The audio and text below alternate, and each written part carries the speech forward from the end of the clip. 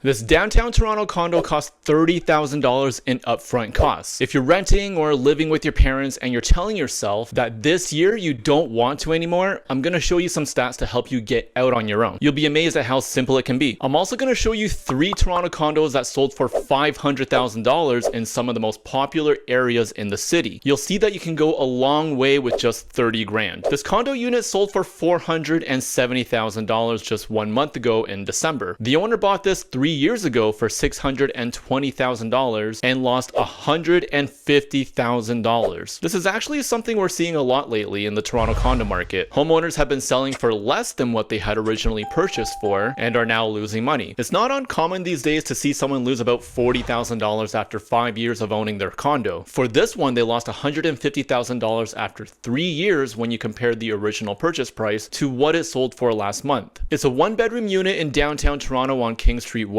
It's close to the Financial District, University of Toronto, Eaton Centre, Yorkville, and Union Station. Let's say you make the smallest down payment possible to buy this place. New mortgage rules allow first-time home buyers to pay off their mortgage over 30 years. They can also have a down payment as little as 5%. That's $23,500 for this condo. I could just stop there and say that's all you need to buy this place, but there's more to it. You also need to factor in your closing costs. Your largest expenses are 2 things. Land transfer taxes on this condo are $3,275, including all rebates. Next, the legal fees might be around $1,500. Altogether, that's $28,275. So all you need is less than 30 grand to buy this condo in downtown Toronto. Now, any idea how long it takes to save 30 grand? The average salary in Canada was almost $73,000 in 2024. That's about $35 an hour, which is double the current minimum wage in Ontario. And after taxes, you're left with $55,000. That's about $4,600 a month after taxes. If you save $30,000 out of that $55,000, you'd be saving 55% of your after-tax income, and you'd actually be able to reach your goal of buying your first home in Toronto. Sounds easy enough, but who can actually afford this place on a monthly basis? Saving 30 grand to buy is one thing, but the ongoing monthly costs need to be looked at too. The lowest rate I found on ratehub.ca was 4.04%. The mortgage payment would be $2,156 a month. Property taxes are $219 a month. Utilities are all included, so all that's left are the condo fees at $924. Altogether, that's $3,300 a month in carrying costs. That's about $900 more per month compared to what it would cost to rent this place. To put things into perspective for those who are looking for the comparison, you'd have about $1,300 left over at the end of the month for whatever lifestyle. The point here is that if you can save 30 grand in 1 year or even 2 years, you could reach the goal of buying a $500,000 condo in the city. This obviously takes longer if you're renting and paying more than 2 grand a month in rent, but even then, at the average Canadian salary, you'd have about $2,200 a month after taxes, which hopefully some of that is budgeted into your savings. This condo unit sold for $505,000 2 months ago. It's another 1-bedroom unit with parking and a locker located in North York. The owner bought this 3 years ago for $522,000, so they lost 17 grand on the sale. Making the smallest down payment possible at 5.05% would be $25,500. Land transfer taxes are $4,675. The down payment plus your closing costs would be $31,675. Knowing that it potentially only costs someone just over $31,000 to buy this place should hopefully put things into perspective. I'm not saying that with 30 grand you can buy $1 million